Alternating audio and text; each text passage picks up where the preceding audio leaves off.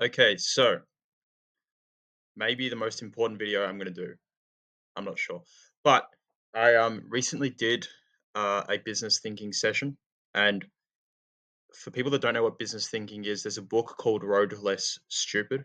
And if you just type in Road Less Stupid business thinking, you can actually just like understand how to do the exercise. But essentially, it's about structuring like 25 to 30 minutes and setting aside time to actually think about your business and particular problems or things that have come up in your business and how to solve them. So I kind of did this less business and more life. What I was trying to think of is like, how do I increase my surface area of luck? Now, what that means is basically like, how can I structure my life in a way to get more lucky? I consider myself a very lucky guy as it is. But a lot of that luck has been because of things that I've done, action that I've taken. Like I'm a big believer in you make your own luck. Um, but what I tried to do was trace all the things that would be deemed lucky that have happened to me in my life. Things like, being able to crack e-commerce, selling a business, getting a particular job somewhere, going to a particular school. Like it all go. If you keep going further and further back, um, it all being able to play at a particular sports club, which opens a door there, and all this kind of thing, right? If you keep going further and further back, you see it stem like it usually comes from one thing. So I tried to take it back, and I kind of came back to these like six things that I've been doing that have basically allowed me a lot of luck so far in my life, and six things that I want to continue to double down on so I can create more luck in the future. So the first one is deep relationships. Now, obviously, this is evident now because I'm in the e-commerce game. I have a lot of very talented friends, group chats, WhatsApp chats, people's number, a lot of smart people who are a WhatsApp, a Skype message, a call away, who can help me solve problems really fast. But if I go back even further in my life, um, some ways I've kind of benefited from these deep relationships is, when I was younger, I went to just a local public school in Australia. Now, my best friend at the time in year 9 took an exam to get into a like select entry school, a school where you've got to be above you've got to be in the top X percent to get in. Now, I took that same exam. I didn't get in. He did. Um, I didn't really mind. Like, I was happy at my school. The next year, he said to me, like, dude, you should apply in year 10. Like, you play cricket, you're good at cricket. Um, you can actually get in through their sports program. And I'm like, oh, look, I don't think I should do it. Whatever. He's like, no, you should really come. It's great here. So anyway, I applied. I got in. I only would have applied because he told me to. No one else was. My parents weren't pushing me.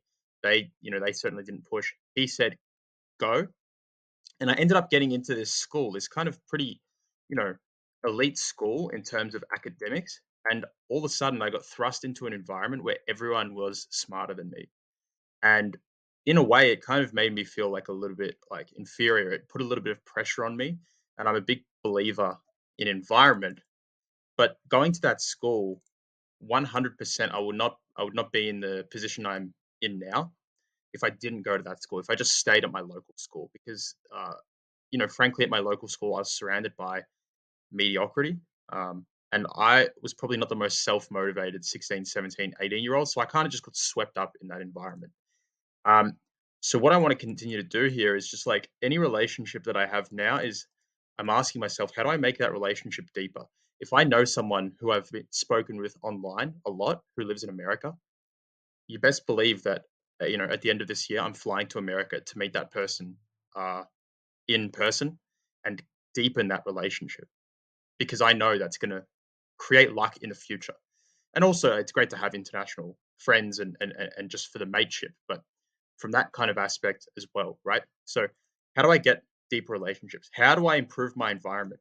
You know, how do I structure my environment just like it was in school, where if I want to achieve a certain thing, I just put myself in an environment where everyone else wants to achieve that thing, and you kind of just get swept up in it, right? The next part is shooting shots. So not many people know this, but when I first got into e-commerce, I was about 7 or 8 months into e-commerce, doing my own, you know, drop shipping store slash thing that I was trying to turn into a brand. and a job came up to work for Davey Fogarty, probably the best e-commerce entrepreneur in Australia.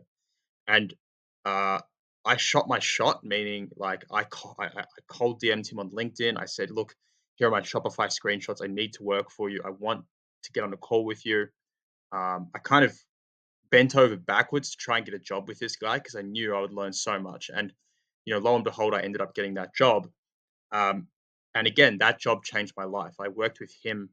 That changed my whole mindset and belief system about what I could achieve because he was, basically the same age as me and had a net worth of $200 million. And I could see, I'm like, okay, this guy, like, he's smart, but he's not that much different to me. Like, why can't I do that as well? So that just job, obviously, it got me skilled, right?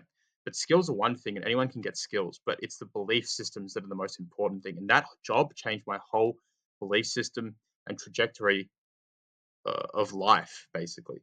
And I would not have gotten that if I didn't shoot my shot. So I want to continue shooting shots. What does that mean? It's not just cold DMing people. It's maybe it's messaging people outside of e-commerce on Twitter. Um, maybe it's launching new projects. Taking more asymmetric bets where I limit the downside, but the upside's huge. And maybe 10 of those projects won't work, but the 11th will be huge. Maybe it's more joint ventures with people. Maybe it's doing more calls with people. So that's kind of what I mean here. How do I double down on this? And again, shoot more shots, right? Fourth one is giving more than I receive. So when I do meet people in person or I chat to people in the DMs, people are very trusting of me, and that's because I share quite a bit online in terms of what's worked for me. And I'm not asking for anything in return, outside of sometimes an email uh, address or some likes or some retweets or whatever. But I'm not asking for anything else. I don't sell courses. I don't sell information. I'm doing this YouTube channel for free. Like, there's all this stuff, and that creates a level of trust with people. And that karma that you put out into the world comes back in spades. It might not come back today. It might not come back tomorrow, but 50 days from now, 3 months, there were times where I'd share and I'd share and I'd create a connection with someone and I wouldn't necessarily need anything from them. I was just happy to help them out.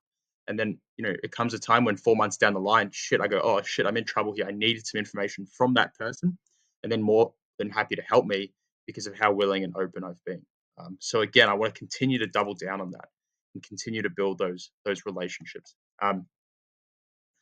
Hard work and depth of research. So when we were running our pain relief brand, we wanted to know more about neck pain, more about poor posture, about the causes of neck pain, the causes of poor posture than anyone else on the market.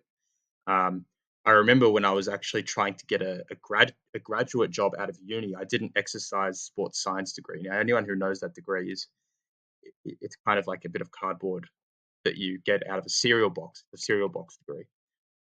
I didn't want to work in a gym. I wanted to work in corporate. So I was competing against people with finance degrees, maths degrees, economics degrees for a grad job.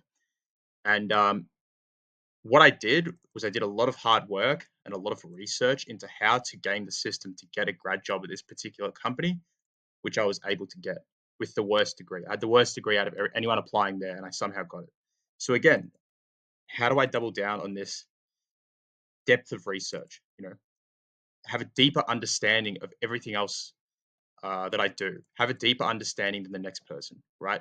Whatever niche I'm selling in, I want to know more about that customer, about their fears, about their pain points, about the messaging that triggers them, about how to provide a good experience, all of those things than anyone else. And I want to know more about my field than anyone else, which is selling to people.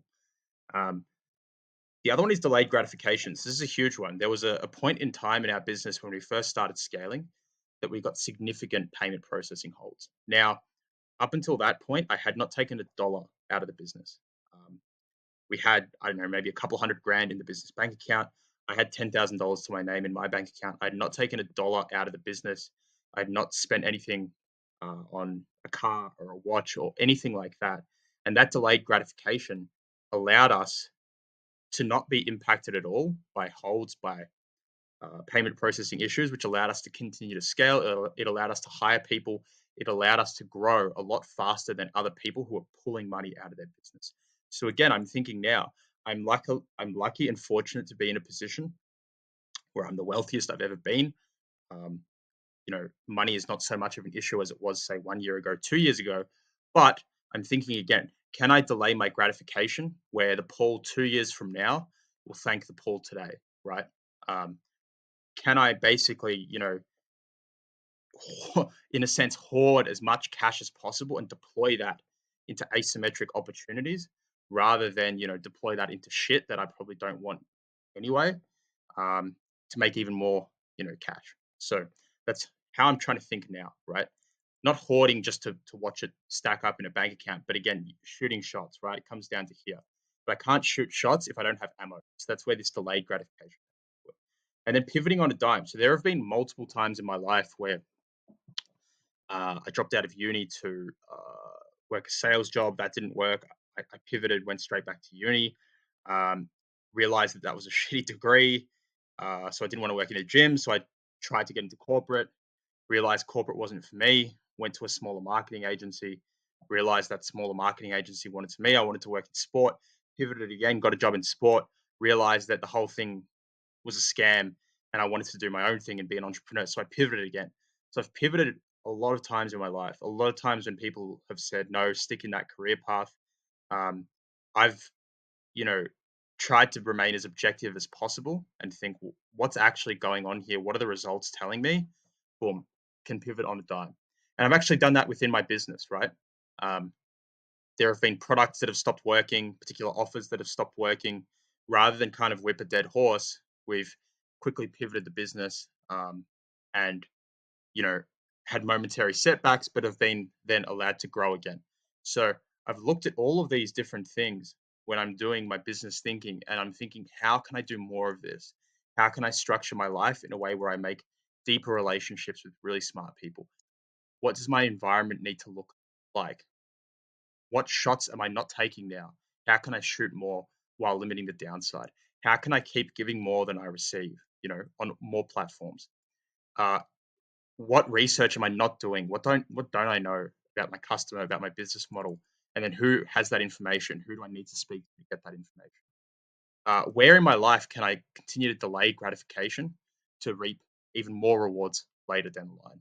And here, pivoting on a dime, really important. Like always objectively looking at life, business, living situation, relationships, cutting cords when they're no longer serving you and pivoting on a dime. So how can I keep doing all of this to mean that my life from now is 10 times luckier than it is today? 5 years from now, I want to be 10 times luckier, 100 times luckier.